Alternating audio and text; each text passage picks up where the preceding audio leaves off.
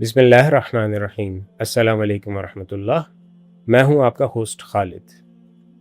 آج ہمارا ٹاپک اسلام میں وراثت کا قانون۔ وراثت ایک بنیادی اور بہت حساس معاملہ ہے جس کو ہمارا معاشرہ اکثر اگنور کر دیتا ہے، جبکہ اسلام ان احکام کو وضاحت سے بیان کرتا ہے۔ اس موضوع پہ روشنی ڈالنے کے لیے ہمارے ساتھ آج اسٹوڈیو میں موجود ہیں حمزہ بن سیف صاحب۔ حمزہ صاحب، آپ کا بہت بہت شکریہ، آپ نے اپنا قیمتی وقت ہمیں دیا۔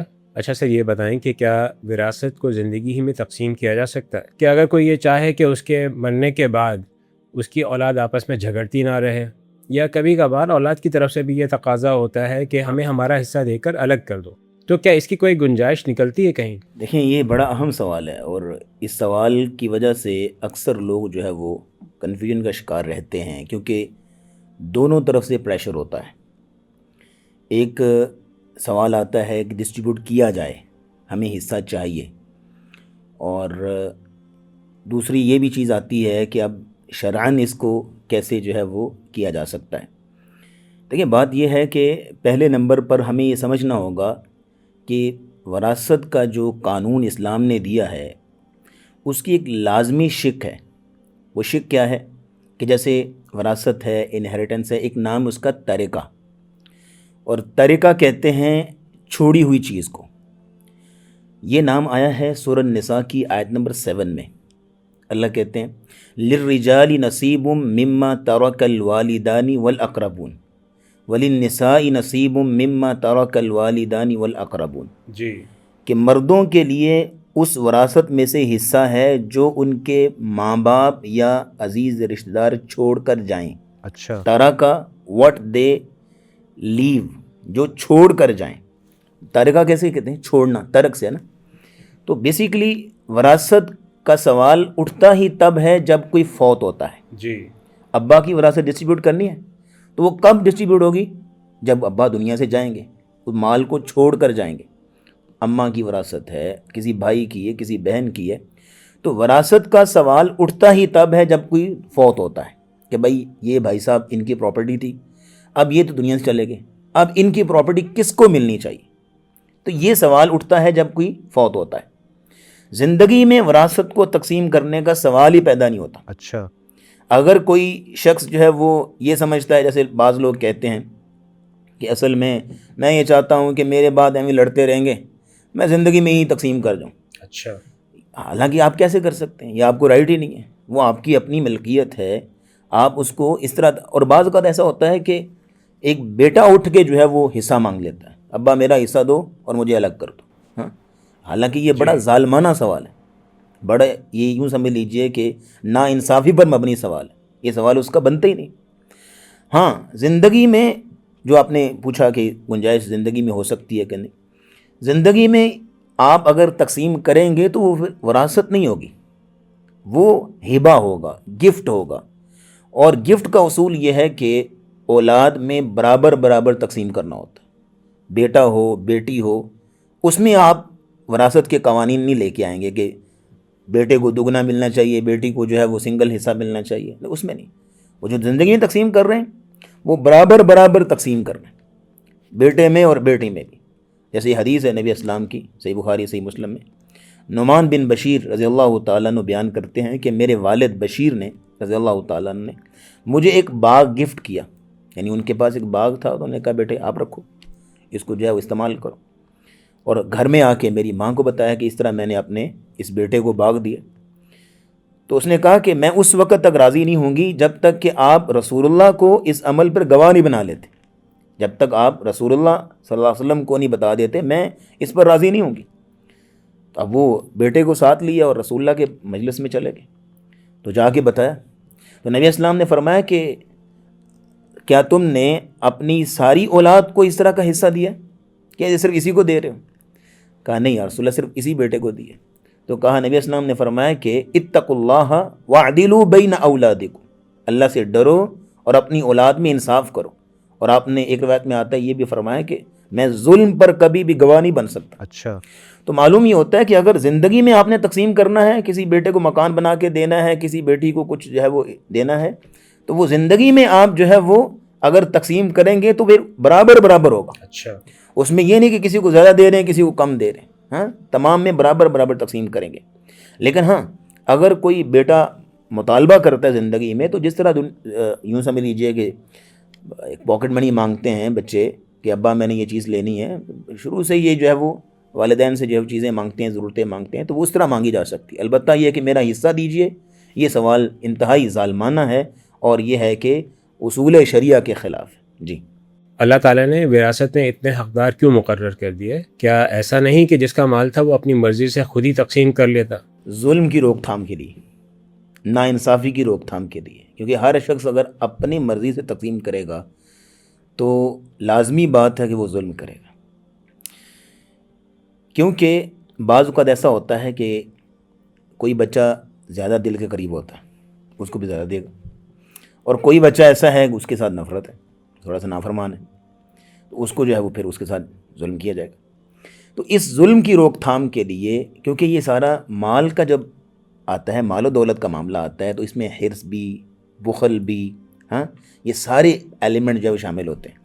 اب یہ سارے ایلیمنٹ جو ہیں یہ پھر ظلم کو جنم دیتے ہیں، ظلم پیدا کرتے ہیں. تو اس لیے اللہ نے وراثت کے حصے خود مقرر کیے. کیوں؟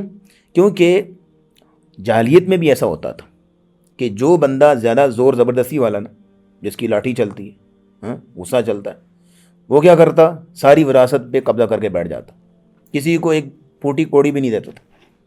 جیسے مثال کے طور پہ سعد بن ربیع رضی اللہ تعالیٰ عنہ کا واقعہ آتا ہے کہ غزوہ احد میں شہید ہو گئے، تو ان کی بیوہ اپنی 2 بیٹیوں کو لے کر رسول اکرم صلی اللہ تعالی وسلم کی خدمت میں آئی اور آگے کہنے لگی، یا رسول اللہ صلی اللہ تعالی علیہ وسلم، یہ سعد بن ربیع کی بیٹیاں، اور سعد بن ربیع ابھی کچھ دن پہلے آپ کے ساتھ غزوہ احد میں شہید ہو گئے.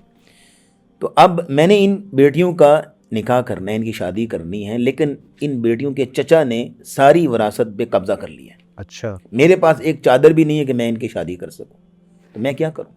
تو نبی اسلام نے فرمایا کہ اللہ تیرے بارے میں حکم نازل کرے گا. پھر اللہ نے یہ جو سورۃ نساء میں جو وراثت کا چیپٹر ہے وہ اللہ نے نازل کیا. پھر نبی اسلام نے ان بیٹیوں کے چچا کو بلایا اور ان کو کہا کہ 2/3 ان 2 بیٹیوں کو دو، 1/8 اس بیوہ کو دو، باقی جو بچتا ہے تم رکھو. اچھا. یہ اللہ نے کیوں بیان کیا؟ تاکہ ظلم کی روک تھام کی. مثال کے طور پہ اسٹوڈنٹس ہیں، آپس میں لڑ رہے ہیں، انصاف نہیں کر پا رہے، تو ٹیچر یہ تو نہیں کہے گا جو آپ بھی جو مرضی کر لو، ہاں جو تمہارا دل چاہتا ہے کر لو. نہیں، باپ ہے وہ اگر بیٹے آپس میں لڑ رہے ہیں تو ایسا تو نہیں ہے نا کہ باپ کہے گا بھائی جو مرضی کرو. نہیں، وہ بٹھائے گا، خود انصاف کرے گا تاکہ ظلم کی روک تھام. تو ہمارے معاشرے میں بھی یہی صورتحال ہے. بڑا بھائی ہے وہ جناب قبضہ کر کے بیٹھ جاتا ہے، کسی کو کچھ نہیں دیتا. چھوٹا بھائی آ کے جو ہے وہ حصہ مانگتا ہے، یا کوئی اور آ کے حصہ مانگتا ہے، کہتے ہیں بھائی سارا کماتا تو میں رہا، ابا تو آخری 4-5 سال بستر پہ رہے، فیکٹری کو تو میں دیکھتا رہا، ساری محنت تو میں نے کی ہے، تم لوگ کس چیز کا حصہ مانگ رہے ہو؟ ساری محنت اس کے اندر میری ہے. تو بھائی آپ اگر محنت کرتے رہے تھے تو پروفٹ بھی تو لیتے تھے، ہاں اس میں سے اپنی جو ہے بینیفٹس تو لیتے تھے. اس لیے کاروباری اصول یہ ہوتا ہے کہ جب اپنی اولاد کو اپنے کاروبار میں شریک کرتے ہیں لوگ، تو اس کا اصول یہ ہوتا ہے کہ ان کا بھی لازمی طور پہ تنخواہ رکھتے ہیں، پروفٹ رکھتے ہیں، تاکہ کل کو یہ جھگڑا نہ پیدا ہو کہ میری محنت ہے، میں نے سب کچھ کیا ہے.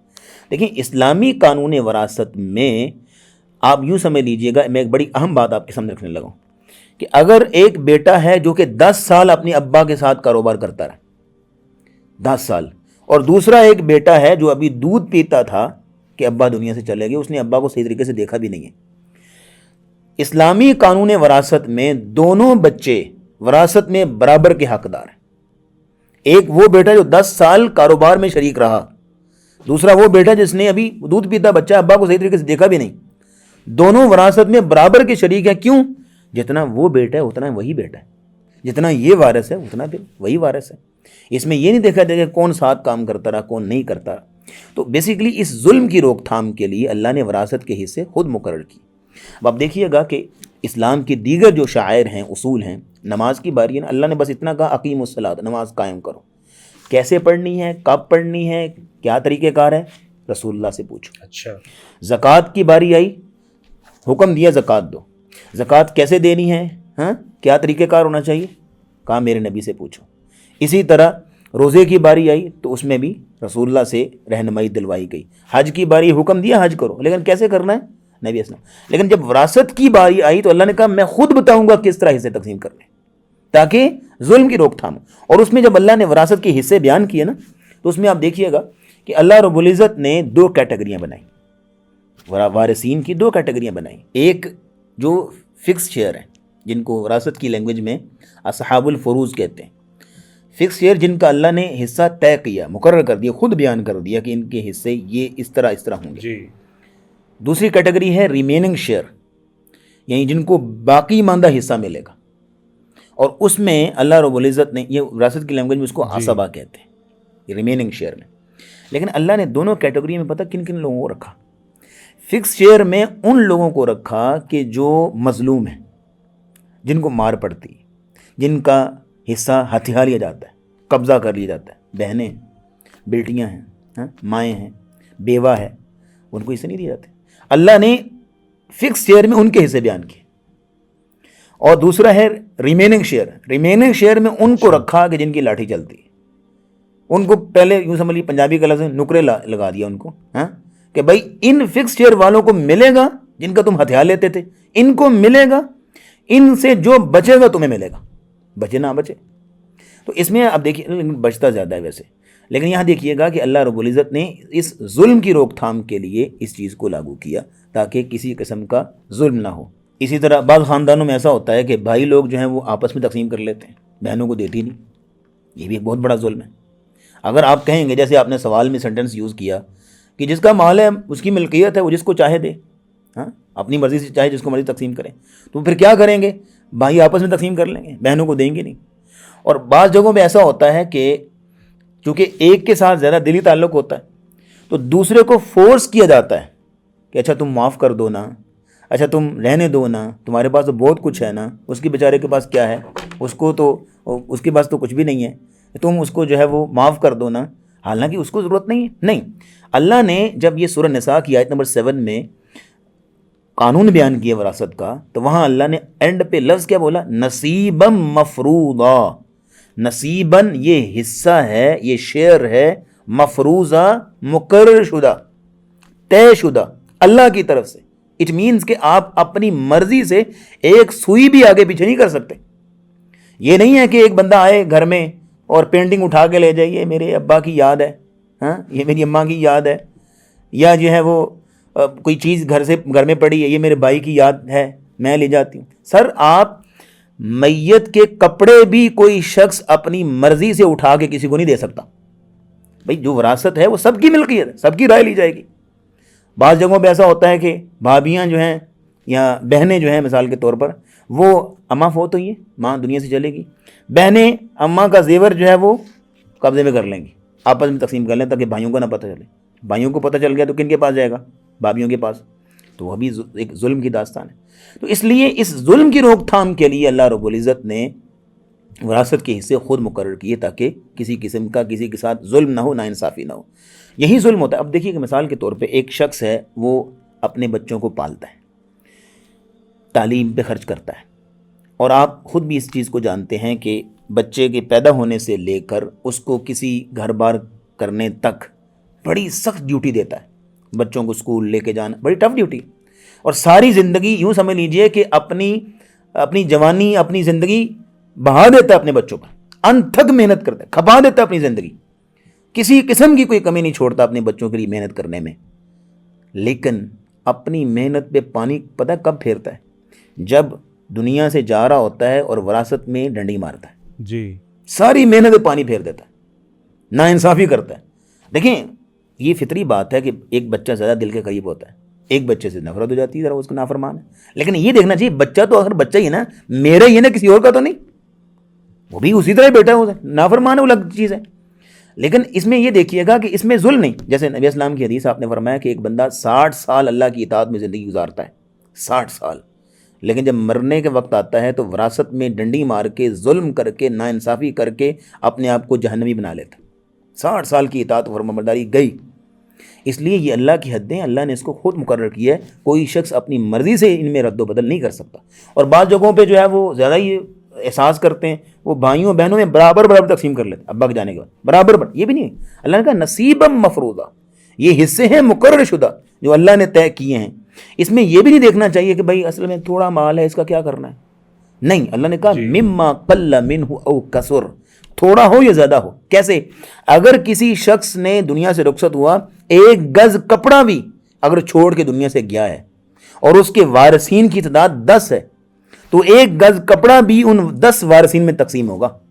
وہ الگ بات ہے کہ ایک وارث جب کسی کو خود معاف کر دیتا ہے یا کسی سے شیئر خرید لیتا ہے، وہ الگ چیپٹر ہے، لیکن ڈسٹریبیوٹ ضرور ہوگا. تو یہاں تک جو ہے اس میں انصاف رکھا گیا ہے. جی، سب بچوں نے وراثت آپس میں تقسیم کر لی، لیکن ابا پہ قرض بھی تھا اور جو ادا نہیں کیا گیا. تو یہ بتائیے کہ وہ قرض کیا کسی ایک پر ہے یا سب پہ مقرر ہے؟ اس چیز کو سمجھنے کے لیے یہاں ایک اصول سمجھنا ہوگا ہمیں. جب دنیا سے جانے والا جاتا ہے، مثلا باپ فوت ہو گیا، اس کی وراثت تقسیم کرنے سے پہلے میت کے 3 حق ہوتے ہیں جو کہ لازمی ہوتے ہیں ادا کرنے. وہ ادا نہیں کیے جاتے. اپنا اپنا حصہ اٹھاؤ اور چلتے بنو، یہ کرتے ہیں. اپنا اپنا حصہ اٹھایا اور اپنے اپنے گھروں کو جاؤ. لیکن جو میت کے 3 سب سے پہلے بنیادی رائٹس تھے وہ ادا نہیں کرتے. وہ کون کون سے رائٹ ہیں؟ سب سے پہلا رائٹ ہے میت کی تجہیز و تکفین. کفن دفن پہ جو خرچ آتا ہے، اچھا خاصا خرچ آتا ہے، وہ بھی اس کی پراپرٹی میں سے، اس کی جائیداد میں سے مائنس کیا جائے گا.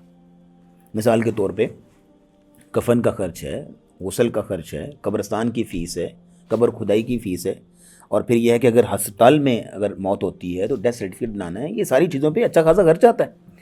تو اب یہ ساری چیزیں کون ادا کرے گا؟ یہ اس میت کی پراپرٹی میں سے ہی مائنس کیے جائیں گے. یہ پہلا رائٹ ہوتا ہے. دوسرا رائٹ یہ ہوتا ہے کہ میت کا قرض ادا کرنا. میت کا قرض وہیں پڑا ہوتا ہے، اپنے اپنے حصے اٹھاتے ہیں اور اپنے گھروں کو جا رہے ہوتے ہیں. میت کا قرض بنیادی رائٹ ہے کہ اس کی پراپرٹی میں سے ہی مائنس کیا جائے گا. دوسرے نمبر پر پہلے وہ تجہیز و تکفین ہے، پھر جو ہے وہ قرض اس کی پراپرٹی میں سے ہی مائنس کیا جائے گا. اور میت کے، یہاں میں ایک بڑی اہم بات آپ کے سامنے رکھنے لگا ہوں، میت کے ایصال ثواب کے لیے یہ کوئی اہم کام نہیں ہے کہ آپ لوگوں کو کھانے کھلائیں. یہ کوئی کام نہیں ہے کہ آپ مدرسے کے بچوں کو بلا کے جو ہے وہ اس میں قرآن خوانیاں کرائیں. میت کے ایصال ثواب کے لیے جو سب سے بڑا کام ہے نا، وہ یہ ہے کہ اس کا قرض ادا کیا جائے. آپ کہیں گے کیسے؟ حدیث نبی اسلام کی. آپ علیہ السلام ایک بندے کا، صحابی کا جنازہ پڑھانے کے لیے آئے تو آپ نے پوچھا اس پر کوئی قرض تو نہیں ہے؟ جی یا رسول اللہ قرض تو ہے اس پر. تو آپ جنازہ چھوڑ کر چلے گئے. اچھا، جنازہ نہیں پڑھا آپ نے. ایک صحابی مجلس میں سے کھڑے ہوئے، یا رسول اللہ یہ تو اس کی بہت زیادہ انسلٹ ہوگی کہ ایک عام ہو جائے گا کہ رسول اللہ اس کا جنازہ چھوڑ کر چلے گئے. رسول اللہ جنازہ چھوڑ کر چلے گئے. تو میں اس کے ذمہ لیتا ہوں، جتنا قرض ہے میں ادا کروں گا، آپ میرے سر پہ ڈال دیں، جنازہ پڑھائی. تو نبی اسلام نے پوچھا پھر کیا تم جو ہے وہ اس کو ذمہ داری لیتے ہو کہ تم جو ہے وہ قرض ادا کرو گے؟ جی یا رسول اللہ میں قرض ادا کروں گا. پھر آپ نے جنازہ پڑھایا. اور کچھ دنوں کے بعد اس صحابی سے ملاقات ہوئی. آپ نے اسے پوچھا ہاں بھائی تو نے قرض ادا کر دیا کہ نہیں کر دیا؟ جی یا رسول اللہ کر دیا. کہا الآن بردت جلدہ، اب اس کا جسم ٹھنڈا ہوا ہے، اب اس کی روح ٹھنڈی ہوئی ہے. تو اٹ مینس کہ اگر جس کا قرض نہیں ادا ہو رہا وہ جکڑا ہوا وہاں پہ، جی پکڑا گیا وہاں پہ، جی، اس پر عذاب ہو رہا ہے. اور یہ اپنے اپنے حصے لے کے اٹھا کے جو ہے وہ جا رہے ہوتے ہیں. ان کو یہ نہیں احساس کی جس کی مال، جس کی کمائی کو ہم یوز کرنے جا رہے ہیں، یوں سمجھ لیجیے مزے اڑانے جا رہے ہیں، وہ بیچارہ کس حال میں ہوگا. اس کا قرض ادا کرنا ہے اس کی پراپرٹی میں سے، اس کی جائیداد. اور بعض لوگ جو ہیں اس کو بڑا مذاق اڑاتے ہیں اس کا. قرض لینے والا وہ آگے، جناب آپ کے ابا نے میرے اتنے پیسے دینے تھے. اچھا جی ہمیں تو نہیں پتا. ابا کو کہو آ کے کہہ دے ہم دے دیں گے. وہ کیسے دے گا؟ وہ کیسے کہے گا؟ وہ تو دنیا سے رخصت ہو گیا. تو اب یہ مذاق اڑاتے ہیں اس چیز کا. تو یہ دوسرا حق ہے میت کا قرض ادا کرنا. تیسرا حق یہ ہوتا ہے کہ میت نے اگر کوئی وصیت کی ہے وہ پوری کی جائے میت کے مال میں سے. یہ تیسرا رائٹ ہوتا ہے. وصیت سے مراد ایک تو عام وصیت ہوتی ہے نا، جیسے کوئی کہہ دیتا ہے کہ میرا جو ہے وہ جنازہ فلاں بندہ پڑھائے، یا مجھے غسل فلاں دے، مجھے فلاں قبرستان میں دفن کیا جائے. یہ تو عام ایک وصیت ہوتی ہے، یہ بھی پوری کرنی ہوتی ہے لازمی. لیکن میں یہاں عرض کر رہا ہوں مالی وصیت کی. مالی وصیت جو ہے وہ پوری کرنا بھی لازمی ہوتا ہے. مثال کے طور پہ اگر وہ کہہ دیتا ہے کہ میرے مال میں سے کسی رفاعی ادارے کو اتنا مال دے دیا جائے، یا کسی بیوہ کے بارے میں اس نے کہا ہوتا ہے کہ اس کو، یا کوئی اس کا رشتہ دار بھی ہوتا ہے کہ غریب ہوتا ہے، چلو وہ وارث نہیں بن رہا میری پراپرٹی کا، تو اس کو اتنا حصہ دے دیا. تو یہ بھی لوگ نہیں دیتے. کیا کریں گے؟ آپس میں تقسیم کر لیں گے، اس کی وصیت پوری نہیں کرتے، جبکہ یہ بھی بہت بڑا ظلم ہے کہ جو وصیت کے اندر جو ہے وہ، کیونکہ وصیت کو پوری کرنا فرض اور لازم ہوتا ہے، جیسے نماز فرض ہوتی، ایسے ہی وصیت کو پوری کرنا جو ہے وہ فرض اور لازم ہوتا ہے۔ تو میت کی جو ہے وہ پراپرٹی تقسیم کرنے سے پہلے یہ 3 حق ہوتے ہیں اس کے، جو اس کی پراپرٹی، اس کی جائیداد میں سے مائنس کرنے ہوتے ہیں: تجہیز و تکفین، اس کا قرض، اور پھر اس کی وصیت پوری کرنے کے بعد جو باقی بچتا ہے وہ پھر جو ہے وہ وراثت میں تقسیم ہوگا۔ کرتے کیا ہیں؟ وراثت تقسیم کر کے بیٹھ جاتے ہیں، اپنے میں سے لے کے جاؤ، اور جو اس کا میت کا جو اصل رائٹ ہوتے ہیں وہ پورے نہیں کرتے۔ یہ بہت بڑا ظلم ہے۔ کیا کوئی شخص اپنی زندگی میں اپنی مرضی سے کسی رفاہی ادارے یا ٹرسٹ کو اپنی جائیداد منتقل کر سکتا ہے؟ جی ہاں، کسی بھی ادارے کے نام پہ، کسی رفاہی ادارے، کسی ٹرسٹ یا کسی یتیم خانہ یا کوئی اس طرح جو ہے فی سبیل اللہ وہ کر سکتا ہے، لیکن اس میں بھی رولز اینڈ ریگولیشنز ہیں۔ اچھا۔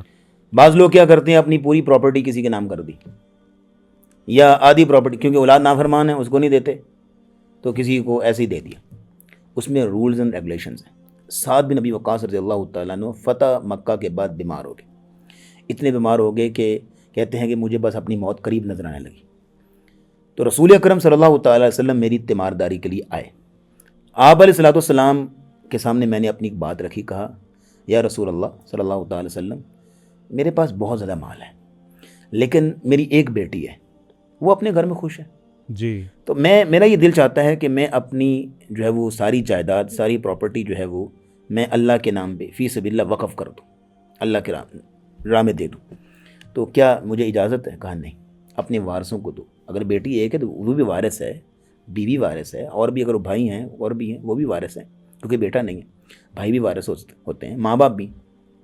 کہا کہ تم پوری نہیں، اچھا انہوں نے کہا یا رسول اللہ میں اگر اس کو جو ہے وہ 3 حصے کر دیتا ہوں، یا یوں کہہ لیجئے کہ میں آدھی پراپرٹی کر لیتا ہوں۔ نہیں، آپ علیہ الصلوۃ والسلام نے 1/3 کی اجازت دی، 1/3 کی جو ہے اجازت دی کہ اتنی جو ہے وہ تم پراپرٹی جو ہے وہ وصیت کر سکتے ہو۔ تو وصیت کرتے ہوئے یہ دیکھنا چاہیے کہ میری جو پراپرٹی کا 1/3 ہے، صرف اس کے اندر رہتے ہوئے میں اس کو جو ہے وہ وصیت کر سکتا ہوں، اس سے زیادہ نہیں۔ یہ 1/3 میکسیمم ہے، منیمم ایز یو وش، جتنا آپ چاہیں کریں، لیکن میکسیمم 1/3، اس سے زیادہ نہیں کر سکتے۔ لیکن 1/3 بھی وہ کرے نا جس کے پاس اتنی پراپرٹی ہو کہ وصیت پوری کرنے کے بعد اس کے پاس اتنا بچتا ہو کہ وارثوں میں تقسیم ہو جائے۔ اگر 6 مرلے کا مکان ہے تو اس میں 1/3 وصیت کر بیٹھا ہے تو وارثوں کو کیا ملے گا؟ ہاں، یہ ظلم ہوگا۔ اس میں دیکھ کے چلنا چاہیے، وصیت کرنا فرض نہیں ہے، آپ نہ کریں، آپ اپنے وارثوں کے لیے مال چھوڑ کے جائیں۔ لیکن اگر کوئی کرنا چاہتا ہے کہ میرے مال میں سے ایک مسجد بنا دینا، تو پھر 1/3 کے اندر رہتے ہوئے بنائی جائے گی، باقی جو ہے وارثوں میں تقسیم ہوگی، اس سے آگے نہیں جایا جائے گا۔ جی، کیا وراثت میں لے پالک کا بھی حصہ ہے؟ کئی لوگ اپنے بھانجے بھتیجے کو لے کر پال لیتے ہیں اور وہ گھر کا ہی فرد بن جاتا ہے، کیا اس کا وراثت میں حصہ بنتا ہے؟ یہ بڑا اہم سوال آپ نے کیا کہ عمومی طور پہ ایسا ہوتا ہے کہ لے پالک بچہ جو ہوتا ہے، مثال کے طور پہ کسی کے ہاں بیٹا نہیں ہے یا اولاد نہیں ہے، تو وہ اپنے کسی بھائی سے، کسی بہن سے یا کسی سے بھی کوئی بچہ لے کے پال لیتا ہے۔ اب سوال یہ ہے کہ جب وہ دنیا سے رخصت ہوتا ہے، یعنی وہ پالنے والا جو باپ ہے، سوتیلا باپ ہے، تو وہ جب دنیا سے رخصت ہوتا ہے تو اب ہوتا یہ ہے کہ چونکہ وہ بچہ بھی شروع سے ہی اس فیملی کا ایک ممبر سمجھا جاتا ہے، اسی فیملی میں رہتا ہے، وہیں پڑھتا ہے، پلتا ہے، وہیں پہ جو ہے وہ سارے معاملات اس کے۔ اب وہ یوں سمجھ لیجئے کہ آفیشیل طور پر اس فیملی کا ایک ممبر سمجھا جاتا ہے، تو جیسے ہی وہ اس کی وراثت کی ڈسٹریبیوشن کا معاملہ آتا ہے تو اس کو بھی برابر کا حصہ دیتے ہیں، جبکہ اس کا وراثت میں حصہ نہیں بنتا، کیونکہ یہ اس کا وارث ہی نہیں ہے، اس کا بیٹا ہی نہیں ہے، اس کی نسل سے ہی نہیں ہے۔ یہ تو اس کو وراثت میں حصہ ملے گا جس کا یہ حقیقی طور پہ بیٹا ہے، جو اس کا اصل باپ ہے، اس کی وراثت میں سے حصہ ملے گا، یہاں سے نہیں۔ جیسے مثال کے طور پہ ایک اور کیس یہ بھی ہے کہ ایک شخص نے دوسری شادی کی ہے اور اس کی جو بیوی ہے وہ پیچھے سے کوئی بیٹا یا بیٹی لے کر آئی ہے۔ اب ہوتا یہ ہے کہ جب یہ شخص دنیا سے جاتا ہے تو اس کی وراثت تقسیم کرتے ہوئے اس کو بھی برابر حصہ ملتا ہے، کیونکہ اس کو بھی بیٹا یا بیٹی تصور کیا جاتا ہے۔ دیکھیں سر، یہ اس کا بیٹا نہیں ہے، یہ اس کی اولاد نہیں ہے، اس کو اس کی وراثت میں بھی حصہ نہیں ملے گا۔ ہاں، اگر اس کی ماں فوت ہوتی ہے تو چونکہ وہ اس کا بیٹا ہے، اس کی بیٹی ہے، تو اس کی ماں کی وراثت میں سے اس کو حصہ دیا جائے گا، یہاں سے نہیں، کیونکہ یہ اس کا بیٹا ہی نہیں۔ اب آپ دیکھیے گا کہ پھر ان کو کچھ نہ دیا جائے. ہاں ان کو پھر ایک اور آپشن ہے وصیت کا آپشن. وصیت کے آپشن میں سے ان کو جو ہے وہ کچھ نہ کچھ دیا جا سکتا ہے. اور وصیت جو ہے وہ وارث کو نہیں ہوتی, وہ چونکہ وارث نہیں بن رہا. تو وصیت میں ہوتا یہ ہے کہ آپ کسی بھی رفاعی ادارے کے لیے, کسی مسجد مدرسے کے لیے, کسی ٹرسٹ کے لیے, کسی بھی چیز کے لیے آپ چاہتے ہیں کہ وہاں میرا مال کچھ جو ہے وہ تقسیم ہو, وہاں پہ ملنا چاہیے, تو آپ اس کو وصیت کر سکتے ہیں. یا کوئی یتیم پوتا ہے اس کو بھی آپ جو ہے وہ یہ وصیت کے تھرو دے سکتے ہیں, کیونکہ یتیم پوتا جو ہے وارث نہیں بنتا. یا کوئی خاندان میں کوئی بیوہ ہے, یا آپ یوں کہہ لیجئے کہ کوئی نواسے نواسیاں ہیں تو ان کو ان کا باپ فوت ہو گیا, تو ان کو بھی اس طرح وصیت کے پوائنٹ آف ویو سے. تو بالکل اسی طرح یہ جو لے پالک ہے, اگر آپ اس کو دے سکتے ہیں, دینا چاہتے ہیں, تو وصیت کے تھرو دے سکتے ہیں. وراثت میں اس کا حصہ نہیں بنتا. وراثت میں حصہ بنے گا جو حقیقی طور پر اس کی اولاد ہے, حقیقی طور پر اس کے جو ہے وہ نسل سے ہیں, ان کا حصہ بنے گا, ان کا حصہ نہیں بنے گا. تو یہ یوں سمجھ لیجئے گا کہ ہمارے معاشرے میں ایک بہت بڑا ظلم ہے کہ جن کا حصہ بنتا ہے جی ان کو نہیں دیں گے, جن کا نہیں بنتا ان کو جو ہے برابر برابر تقسیم کر, جیسے یہ لے پالک ہے. تو بہرحال اس کے سامنے ہم نے وضاحت رکھ دی ہے کہ ان کا حصہ نہیں بنتا. جی اچھا, تو ایسا ہے کہ والد کا انتقال ہو گیا اور تمام پراپرٹی بڑے بھائی کے قبضے میں ہے, اور وہ تقسیم کرے, کب کرے, کیسے کرے, نہ کرے, تو اس پراپرٹی بھی کس کا حق زیادہ بنتا ہے؟ دیکھیں, یہ ہمارے معاشرے میں یہ بھی ایک بڑی صورتحال ہے کہ ابا فوت ہوئے. اب ہوا یہ کہ بڑا بھائی تھا جو کہ ابا کے ساتھ ہی جو ہے وہ ساتھ کام کر رہا تھا, تو ابا کے جانے کے بعد اس کی ملکیت میں وہ آ گیا. لیکن آپ دیکھیے گا کہ وہ مال اب اس اکیلے کی ملکیت نہیں ہے. جیسے ہی باپ کی آنکھیں بند ہوئیں, وہ مال آٹومیٹکلی باقی سب کی ملکیت میں ٹرانسفر ہو جاتا ہے, وہ سب کی ملکیت بن جاتا ہے, اس اکیلے کی ملکیت نہیں. اگر یہ بندہ یوز کر رہا ہے تو اٹ مینز کہ یہ باقی سب کا حصہ جو ہے وہ, یہ کہنے کو تو کہے گا میرے ابا کا تھا, یہ میرے ابا کی گاڑی ہے, ہاں یہ میرے ابا کا مکان, یہ کہنے کو ہے. لیکن حقیقت میں جیسے ہی ابا دنیا سے گئے, وہ سارے وارثوں کی ملکیت میں آٹومیٹکلی چلا گیا, سب کی ملکیت بن گیا, صرف اکیلے کی ملکیت نہیں. اور پھر یہ ہے کہ اس میں جتنا تاخیر کریں گے, کیونکہ ہوتا یہ ہے کہ بعض اوقات ہمارے معاشرے میں یہ صورتحال ہے کہ جب ابا دنیا میں موجود ہیں تو وراثت مانگ رہے ہوتے ہیں, حصہ مانگ رہے ہوتے ہیں, یہ بھی کیسز ہیں. اور کچھ ایسے لوگ ہیں کہ جو ابا دنیا سے چلے گئے, 4-5 سال ہو گئے ہیں, بیٹھے ہوئے ہیں, تقسیم ہی نہیں کر رہے.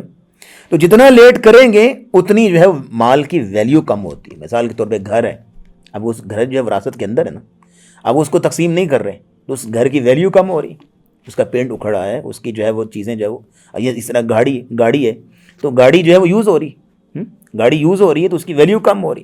تو جتنا تاخیر کریں گے اتنا جو ہے وہ اس میں اس کی ویلیو کم ہوگی. تو اس لیے گزارش یہ ہے کہ یہ جو آپ نے سوال کیا کہ بیٹا جو ہے وہ, بڑا بھائی جو ہے وہ مالک بن کے بیٹھ جاتا ہے, تو اس کی اکیلے کی ملکیت نہیں ہے, وہ سب کی ملکیت ہو جاتا ہے, اور وہ سب کو جو ہے وہ تقسیم کرنا ضروری ہو جاتا ہے. بہنوں کے حصے سے متعلق 2 باتیں سامنے آتی ہیں. اول تو یہ کہ بہنوں نے اپنا حصہ معاف کر دیا, اور دوسرا یہ بھی کہا جاتا ہے کہ جب ابا نے بہنوں کی شادی کی تھی تو اس پہ بہت سارا پیسہ لگا دیا تھا, 15-20 لاکھ روپے ایک شادی پہ لگائے تھے, تو اب یہ حصہ بھائیوں کو ملنا چاہیے. دیکھیں, یہ ساری ہیلا سازی ہے. پہلی بات جو آپ نے فرمائی کہ بہنوں نے معاف کر دیا, اب آج تک ہمیں یہ بات سمجھ نہیں آتی کہ یہ بہنیں ہی کیوں معاف کرتی ہیں, بھائی کیوں نہیں کر سکتے. یہ کیسی بات ہے کہ بھائی تو سارا کچھ سمیٹ لیں, ہڑپ کر لیں, اور بھائیوں کے حصے میں سارا کچھ مال آ جائے, اور بہنوں کے حصے میں جو ہے وہ صرف معافی آتی ہے. کبھی کسی نے آج تک جو ہے وہ سنا ہو کہ بھائی نے کہا ہو کہ بہنا آپ رکھو, میرے پاس بہت کچھ ہے, میرے پاس اللہ نے بہت کچھ دیا ہوا ہے, تم رکھو, میں معاف کرتا ہوں. نہیں, یہ بہنیں ہی کیوں معاف کرتی. اصل میں یہ ساری ہیلا سازی ہے. بیہائنڈ دا سین سٹوری یہ ہے کہ وہ بہنیں بیچاری بلیک میل ہوتی, ان کو پتہ ہے اگر ہم نے حصہ مانگ لیا نا, جیسے ہی منہ کھولا تو بھابھیوں نے ہمیں میکے میں داخل نہیں ہونے دینا. جی, تو ایک بھائیوں کا گھر ہے, ماں باپ دنیا سے چلے گئے, بھائیوں کا گھر ہے, وہاں جا کے 2 گھڑیاں بیٹھ جاتی ہیں, ہاں, کو اپنے دل کا حال بیان کر لیتی ہیں. تو اگر یہ ہے کہ اگر خاوند کے ساتھ کبھی ان بن ہوگی تو کوئی دروازہ ہوگا نا جس پہ جا کے بیٹھ سکوں گی. اگر اسی کو ہی ناراض کر لیا, ظاہر ہے ناراض ہو جاتے ہیں. جیسے ہی بہن جا کے اپنا حصہ مانگتی ہے کہ میرا حصہ دو, تو obviously بھائی ناراض ہوں گے. تو اس لیے اس بلیک میلنگ سے ڈرتے ہوئے کہتی ہیں کہ ہمیں حصہ چاہیے ہی نہیں, وگرنہ یہ کیسے ہو سکتا ہے. دیکھیں, مال و دولت کی کس کو ہرس نہیں ہوتی, کس کو ضرورت نہیں ہوتی. ہر شخص جو ہے وہ اس کو ضرورت مند ہے. اور پھر اگر معاف کرنے کا جو تعلق ہے، ہم یہاں گزارش کریں گے کہ کوئی بھائی جو ہے وہ جا کے بہن کی جو ہے وہ تلی پر رکھے، ہاتھ پہ جو ہے وہ رکھے، یہ آپ کا حصہ ہے، اس کے بعد کہے بہنا معاف کرو، پھر دیکھتے معاف کرتی ہے کہ نہیں. تو یہ سراسر ہلا سازی، یہ سراسر فراڈ ہے جو کیا جاتا ہے. اور دوسری طرف آپ دیکھیے گا کہ یہ جو دوسری بات آپ نے فرمائی کہ کہا جاتا ہے کہ اصل میں ابا نے ان کی شادیوں پر جو ہے وہ بہت زیادہ خرچ کر دیا تھا تو اب ہمیں ملنا چاہیے. تو سر گزارش یہ ہے کہ جو شادیوں پہ خرچ کیا تھا وہ وراثت نہیں تھی، وہ تو زندگی میں ابا کا فرض تھا کہ اس نے بیٹیوں کو رخصت کرنا ہے، وہ وراثت نہیں تھی، وہ ابا کا فرض تھا، اس نے فرض ادا کیے. اور اگر مثال کے طور پہ آپ اس کو کہیں کہ حصہ ہی ان کو مل گیا ہوا ہے، ان کی شادیوں پہ بہت زیادہ مال خرچ ہوا ہے، تو کیا خیال ہے بھائیوں کی یا بیٹوں کی شادی پر کوئی خرچ نہیں آتا؟ ان کی شادیوں میں زیور نہیں بنتے؟ تو پھر ان کو بھی نہیں ملنا چاہیے. کسی بیٹے کو کاروبار شروع کر کے دیا ہے، کسی بیٹے کو جناب دکان ڈال کے دی ہے، کسی کو جو ہے وہ کوئی یوں سمجھ لیجیے مکان بنا کر دی ہے، تو پھر یہ ہے کہ اس اعتبار سے بھائیوں کو بھی نہیں ملنا چاہیے، کیونکہ زندگی میں ان کو بھی بہت کچھ مل چکا، ان کی تعلیم پہ بھی بہت خرچ ہو چکا. تو یہ کوئی انصاف نہیں ہے. یہ جو میں نے آپ کے سامنے شروع میں آیت پڑھی ہے سورہ النساء کی آیت نمبر 7، اس میں اللہ نے فرمایا کہ للرجال نصیب مما ترک الوالدان والاقربون، مردوں کے لیے اس پراپرٹی میں سے حصہ ہے جو ان کے ماں باپ یا رشتہ دار چھوڑ کر جائیں. آگے فرمایا وللنساء نصیب، عورتوں کا بھی حصہ ہے، عورتوں کے لیے الگ جو ہے وہ سینٹنس یوز کیا، وللنساء نصیب مما ترک الوالدان والاقربون، عورتوں کے لیے بھی حصہ ہے جو ان کے ماں باپ یا ان کے رشتہ دار چھوڑ کر جائیں. معلوم یہ ہوا کہ جس طرح مردوں کا حصہ ہے اس طرح عورتوں کا بھی حصہ ہے. آگے فرمایا مما قل منہ او کثر، چاہے اس میں سے تھوڑا حصہ ہو یا زیادہ حصہ ہو، جتنا بھی ہو حصہ ضرور دینا. دیکھیے گا کہ جو وراثت کے احکامات ہیں وہ سارے کے سارے اللہ نے کس صورت میں بیان کیے؟ سورہ النساء میں. کیوں؟ اس کی وجہ کیا ہے؟ سورہ النساء میں عورتوں کے حقوق کا ذکر ہے، تو عورتوں کے حقوق میں وراثت کا حق اگر ذکر نہ کیا جائے تو عورتوں کے حقوق پورے نہیں ہوتے. تو عورتوں کے حقوق کا تتمہ اور کمپلیشن تب ہوگی کہ جب آپ وراثت کے حقوق کو بھی ایڈریس کریں گے. اور اسلام نے سب سے پہلے آ کے عورت کو جو ہے وہ وراثت میں حصہ دیا، اور اسلام سے پہلے تصور بھی نہیں تھا کہ کسی بھی گھر میں کسی کونے میں بیٹھا ہوا بندہ کوئی آپشن دے کہ بھائی فلاں بیٹی ہے، کوئی فلاں بیوہ ہے، فلاں عورت ہے، ماں ہے، بہن ہے، اس کو حصہ دو. کوئی آپشن بھی نہیں دیتا تھا. یعنی یوں سمجھ لیجئے کہ اس کا تصور ہی نہیں تھا کہ عورت کو بھی وراثت میں حصہ دیا جائے. اسلام نے آ کے عورت کو وراثت میں حصہ دیا. تو یہ بہت بڑا ظلم ہے جو کیا جاتا ہے. اب دیکھیے نبی اسلام کی حدیث ہے، آپ نے فرمایا من ظلم قید شبر من الارض طوقہ من 7 اراضین. جی، جو بندہ ایک بالشت زمین کسی کی ہتھیا لیتا ہے، قبضہ کر لیتا ہے، ایک بالشت زمین کتنی سی ہوتی ہے، اس پر نبی اسلام نے فرمایا کہ قیامت کے دن اس کو 7 زمینوں کا طوق پہنایا جائے گا، اور جو ساری کی ساری وراثت ہڑپ کر کے بیٹھا ہوا ہے. اور ہمارے معاشرے میں صورتحال کیا ہم کیا سمجھتے ہیں کہ ساری وراثت ہڑپ کر لو، بعد میں حج عمرے کر لو، ثواب پاک صاف ہو جائے. بالکل پاک صاف، کوئی مسئلہ ہی نہیں. اور پھر دیکھیے کہ لوگ اس کو برا سمجھتے نہیں ہیں. معاشرے میں چور کو برا سمجھا جاتا ہے، جی، زانی کو برا سمجھا جاتا ہے، ڈاکو کو برا سمجھا جاتا ہے، سود خور کو برا سمجھا جاتا ہے. کئی لوگ آگے سوال کرتے ہیں جناب فلاں آدمی سود خور ہے، سودی کاروبار کرتا ہے، تو اس نے میری دعوت کی ہے، تو کیا میں اس کی دعوت پہ جا سکتا ہوں، کھانے پہ جا سکتا ہوں؟ یہ سوال کرتے ہیں لوگ. لیکن آج تک کسی نے یہ سوال نہیں کیا جناب فلاں بندہ اس نے اپنی بہنوں کی یا بیٹیوں کی وراثت ہڑپ کی ہوئی ہے، کیا اس کی دعوت پہ جا سکتا ہوں کہ نہیں؟ یہ سوال، یعنی اس کو برا سمجھتے نہیں.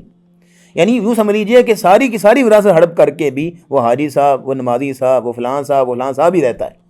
یعنی تو اس کو یوں سمجھ لیجیے گا کہ یہ بھی اتنا ہی بڑا مجرم ہے جتنا کہ چور مجرم ہے، جتنا کہ سود خور مجرم ہے، جتنا کہ ڈاکو مجرم ہے، یہ بھی اتنا ہی بڑا مجرم. ڈاکو تو کسی اجنبی شخص کو لوٹتا ہے نا، یہ اپنوں کو لوٹ رہا ہے، اپنی سگی بہنوں کو لوٹ رہا ہے، سگی بیٹیوں کو لوٹ رہا ہے. تو یہ کسی صورت بھی جو ہے وہ اس میں گنجائش نہیں ہونی چاہیے. جی.